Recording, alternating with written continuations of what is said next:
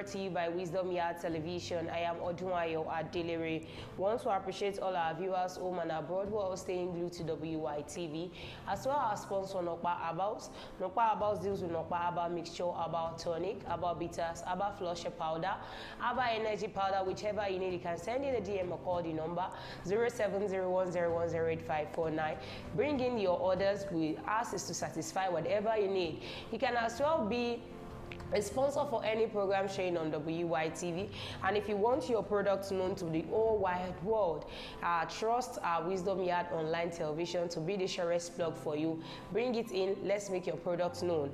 You know how we do it on this episode, on this show. We'll bring to you news that made it to the top. We'll go on a short commercial break to our sponsor Nokpa. When we'll come back, we'll continue from where we stop. We'll talk on the one we should talk about, but I will not be the only one talking. You can drop your own comments in the comment section. Let me know your own view on whatever I will be discussing today. Let's rub minds together to have a clearer view of whatever we'll be discussing today. So on Punch newspaper this afternoon, I have protest rocks PDP secretariat over Rivers local government polls.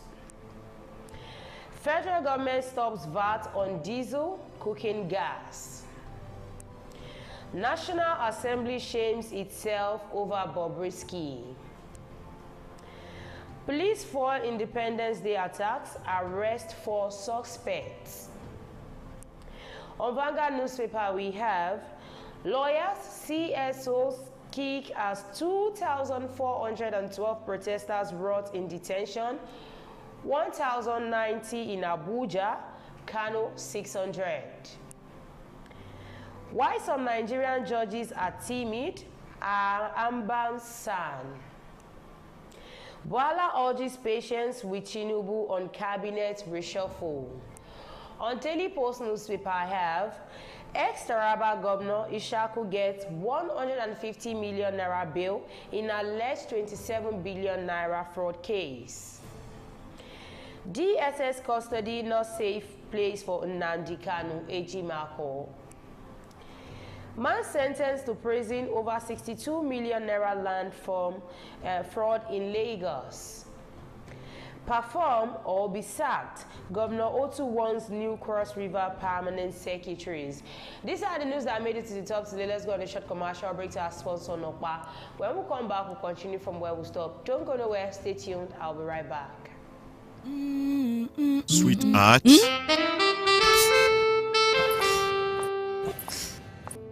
I can't afford to be late for this meeting. You gave me the same excuse every day. I always tell you the truth every...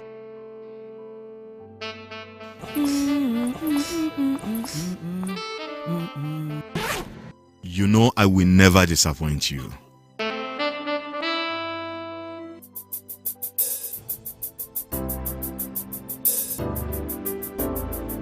Everyone needs a hero like Nokpa. After Nokpa, It is always Nokpa. Nokpa for management of power. Yeah, welcome back from that short commercial break, and that's our sponsor Nokpa. Like I always camo, remember to adorn your health with herbals because health is wealth. The first one here says, federal government stops VAT on diesel, cooking gas.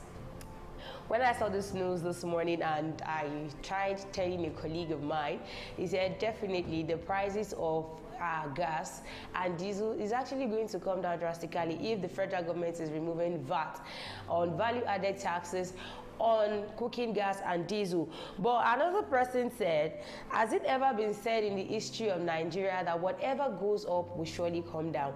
I want to believe it's going to happen in this era. The federal government has announced the provision of new tax reliefs for deep offshore oil and gas production to boost investment in the sector.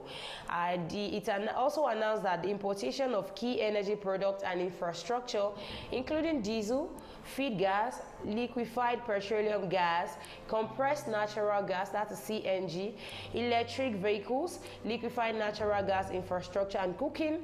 Clean cooking equipment will no longer require value-added tax payment. So these are the things that the VAT has been removed from: the cooking gas, the clean cooking equipment, all the things that I've mentioned earlier. The Minister of Finance and the Coordinating Minister of Economy, Wale Edun, announced this in a statement on Wednesday, which was yesterday. The statement signed by the Director of Information and Public Relations, Mohammed Manga, said the initiative would position Nigeria's deep offshore basin as a premier destination for global oil and gas investment, bolster energy security, and accelerate Nigeria's transition to cleaner energy sources. Nigeria is a place where, like I always say, is a land flowing with milk and honey. And all these things are our assets. They are things that we should enjoy as Nigerians. There are privileges that it is our right to enjoy all these things in Nigeria. But our government, people sitting in power, are making it difficult and letting us see it as if this is not what you are supposed to take, what is meant to be yours. So whatever they want to give you, they make you feel like you should lobby for it before getting it. But federal government has come out to say no more value-added taxes on diesel, on gas, on CNG, compressed natural gas, on clean cooking equipment, and many more other things that have been listed yesterday. This policy directive arrives alongside the divestment plans from ExxonMobil and Septal, which President Bola Tinubu said would receive ministerial approval in the coming days. The statement reads, in its avowed determination towards ensuring a boost in the nation's upstream and downstream sector, the federal government has introduced groundbreaking concession aimed at revitalizing the industry.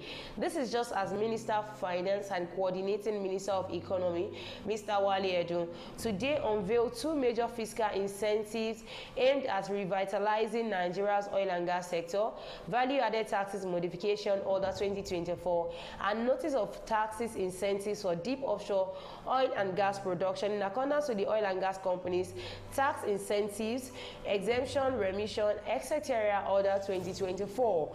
Explaining further, Manga said the VAT Modification Order 2024 introduces exemption on a range of key energy products and infrastructure, including diesel, feed gas, liquefied petroleum gas, compressed natural gas, that's the CNG, electric vehicles, liquefied natural gas infrastructure, and clean cooking equipment. So this is a good news for Nigerians, since tax has been removed, since there is no VAT on cooking gas and diesel and many more.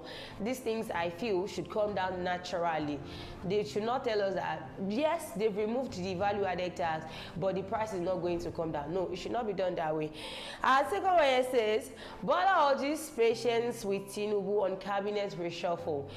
I'm kind of skeptical about this Daniel Bola. He's a PDP member, or should I say he used to be a PDP member. He was the former spokesperson for Atiku Abubakar, 2023 presidential campaign then. But now, Bola now speaks more for the APC president, in person of Asiwaju Bola Ahmed Tinubu.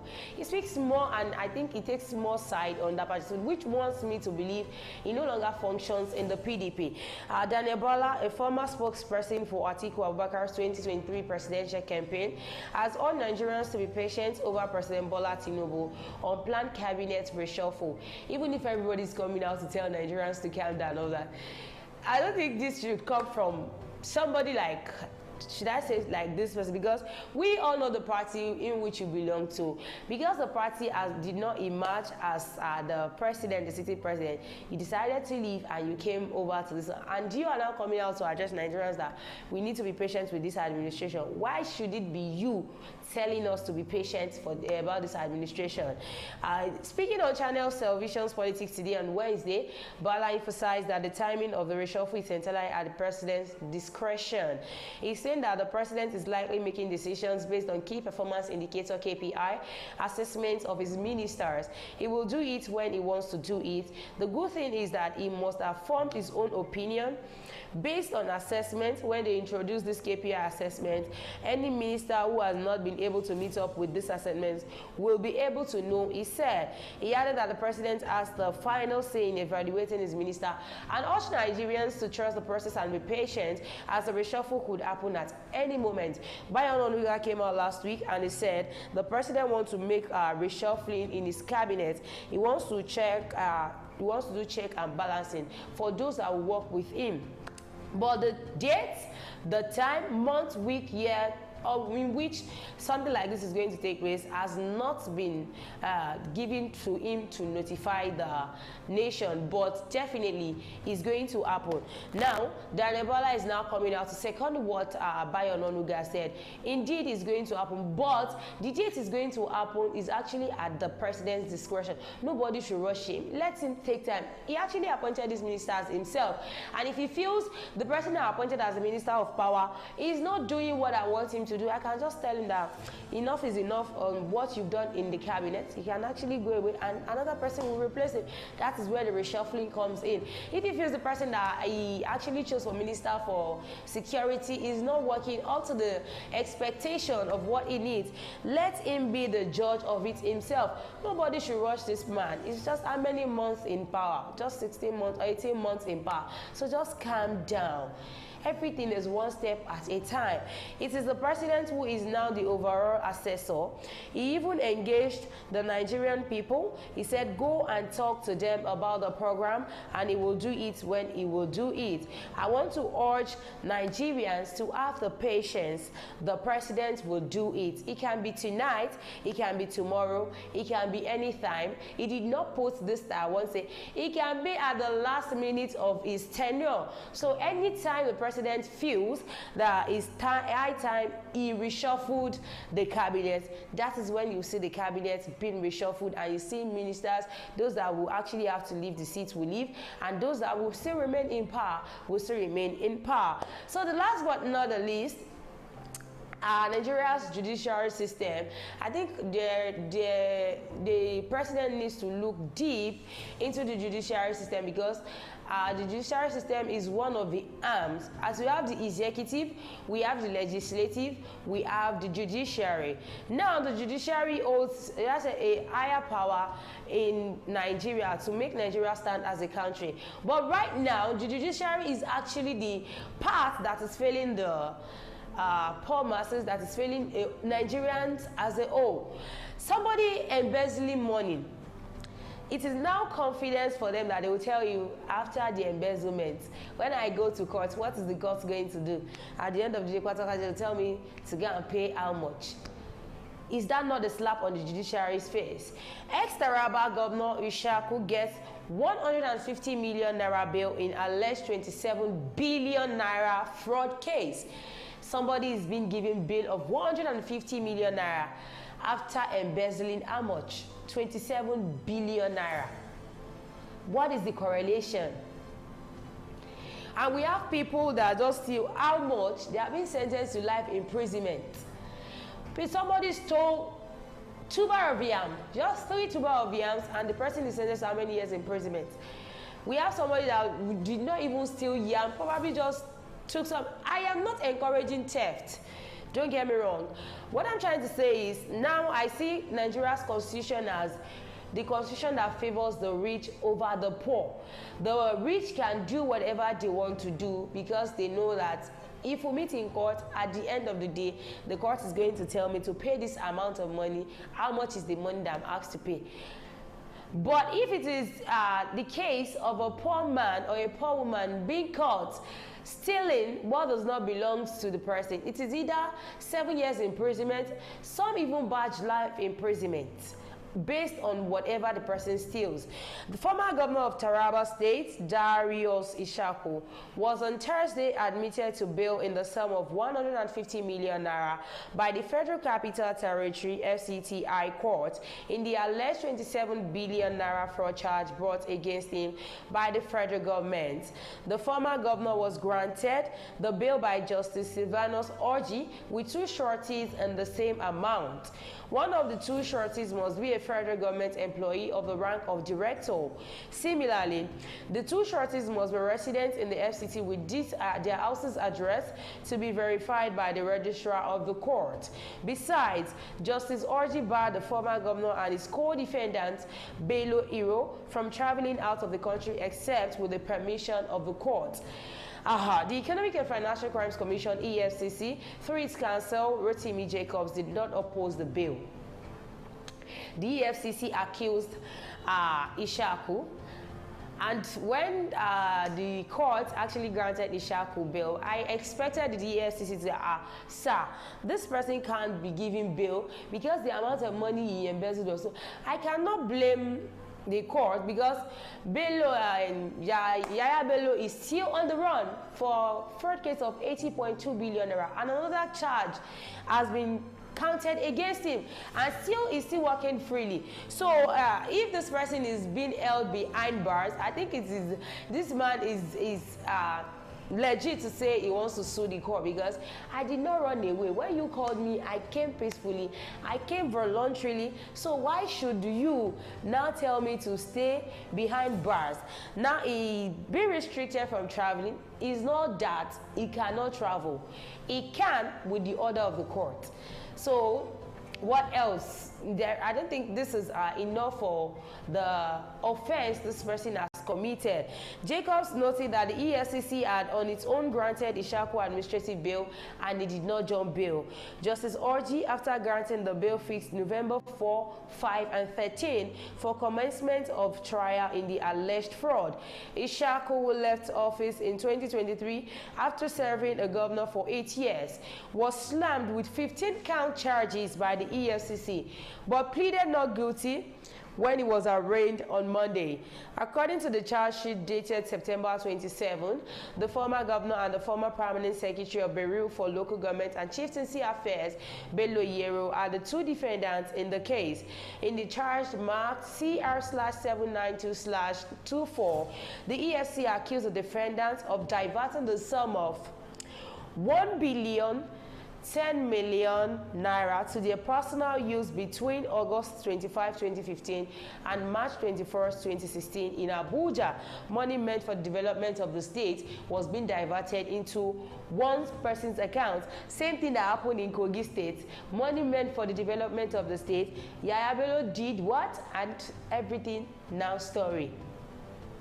Yaya Bello is not even outside the country. He is presently in the country and nothing is being done to him. For you to know how work the judiciary system, the security system, everything in Nigeria kind of faulty. So the federal government can deeply look into all these things because they are eating us up.